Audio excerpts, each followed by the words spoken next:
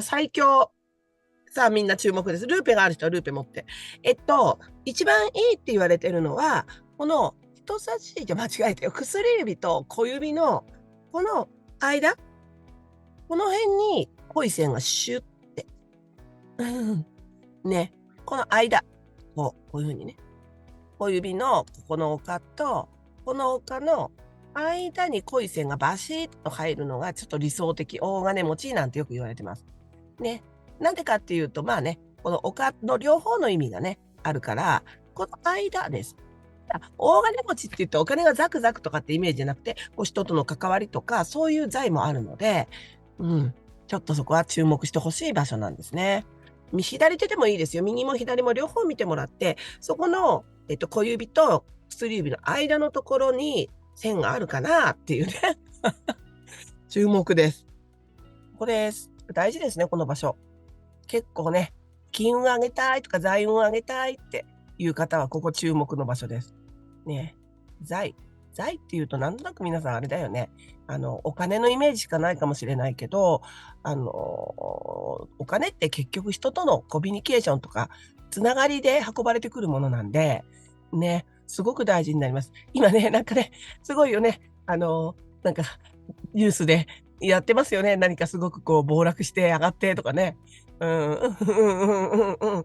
ね、その時にね、こうね、一喜こう一憂してる時ってここがね、変わるんですよ。ガーン。こう流れが変わったり、血色が変わったりするんですね。だけど、やっぱりここに出てくるサインを見逃さないでほしいのは、この小指、薬指、この両方のところに出てくる線なんですけど、小指の下見てください。こうね、縦線にちょろちょろこうね、こう出る、この線すごい大事なんですよ。こうね、1本、2本、こうね、出てほしいですね。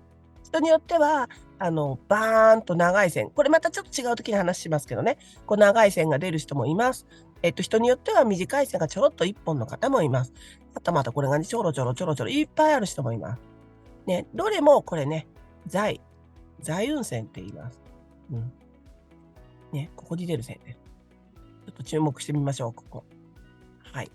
で、例えば、ここにね、何本も何本も細かい線ある人とか、1本だけちょろんってある人とか、あります。で、これ財運線っていうのは、要はお金がたくさん入ってくるから出るとかそういうんじゃなくて、その満足度が出る線なんですね。満足度。例えば、1本だけコインがパンとあるとして、それがすごい濃いとしたら、この方にとってはすごくね、満足いくだけの財があるっていうことなんですね。それが1万円の方がその人が満足していれば財だ。ね。1億円でも満足してなければ、薄かったり出てなかったりするんです。これ満足度で出てきます。で、本もちょろちょろちょろちょろ、ちょろちょろちょろちょろ、こうね、出る人いるじゃないですか。こういう方って、ちょっと見方によってはね、散財するとか浪費するなんてか、見方も、いう方もいるんですよ。だけど、実際本当はね、このね、たくさん出てる人ウェルカムなんですよ。本当は。たくさん出てる人。線がいっぱいあるとこ、点々点っていっぱいあるじゃんね。シュッシュッシュッシュッってある人。こういう方って、とてもいいんですね。こうね。なんでかっていうと、経済を回す人って言われていて、お金の流れを止めない方なんですね。やっぱたくさんこう流れを持っているって言われていて、すごくこれいいんですよ。なので、逆に何本もある人っていいんですよ。ここ。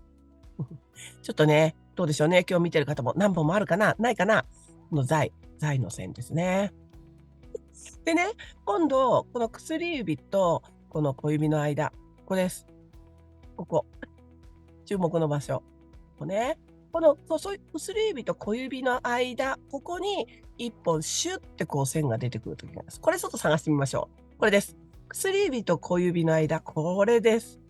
これパワースポットって言います、私。両方の指のこのね、下の意味が生まれるんですね。小指の下と薬指の下の意味が両方出るのがこの間、パワースポットです。今日すごいね、3人ともちょっと皆さん個性的ないい感じじゃないですか。見てる皆さんももしよければコメントしてくださいね。こんな感じであるよ、なんてね。はい。じゃ、ちょっと英子さんのね、シャッシャッシャッシャって5分くらいある。それもまたね、悪いことではないんですよ。いろんなね、先生、いろんなこう説があっていろいろおっしゃるんですけど、私はこの細かい線で縦線にある人、これ、人によってこれね、散財するとかね、すごい浪費家とかっていう人もいるんだけど、実はそうじゃなくて、経済を回す人なんていう。要は、お金を流してる。入ってきたら出す。だから、出すから入ってくるっていう、その流れの良さがここに出てきます。だから、浪費がいけない。それは、ギャンブルとかね。そういうものに、それ浪費じゃないよね。なんていうのかね。使っていっちゃう人っていうのはちょっと違うんだけど、やっぱりこう流していく人っていうのは、すごくお金の流れがいいので、こう、英子さん、あれですよ、入ってくる。ちゃんと入ってくる人なんです。うん。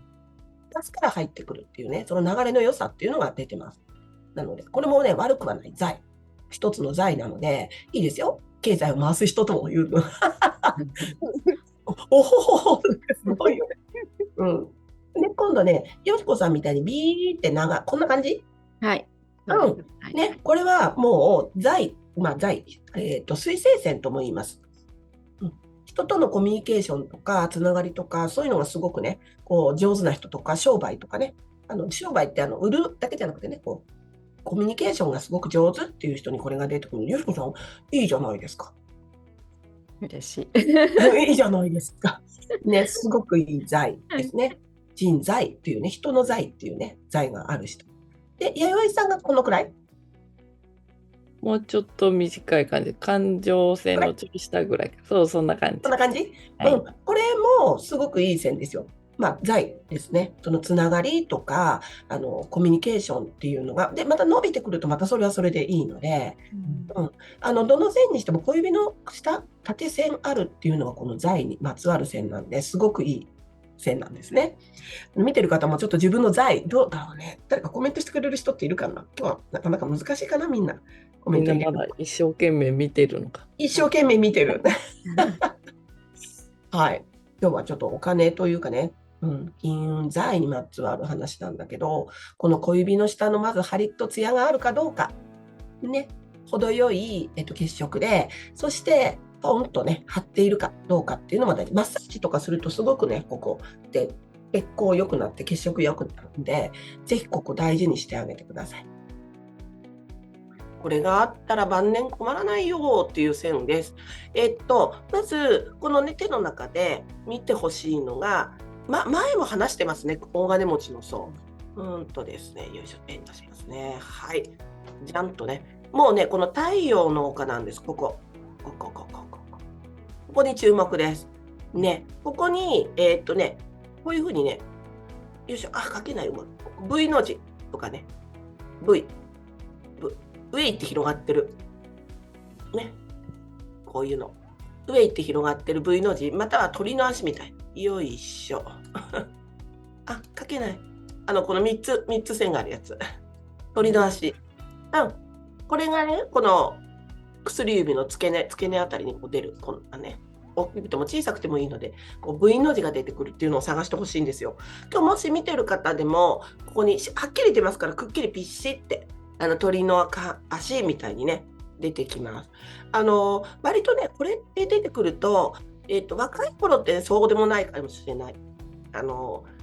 そこそこ一生懸命働いてとか、ちょっと苦労してとかね、あるかもしれないんだけど、ある程度の年になってきた時に、こう、大きなものがこう手に入ってきたりとか、生涯一生最後まで困らないだけのものが手に入ったりして、お金に困らない人が多いです、これは。V の字ね、これね、もう一回書くね。薬指の下の太陽の丘のとこに、この V の字が出てくる。ね、大金持ち。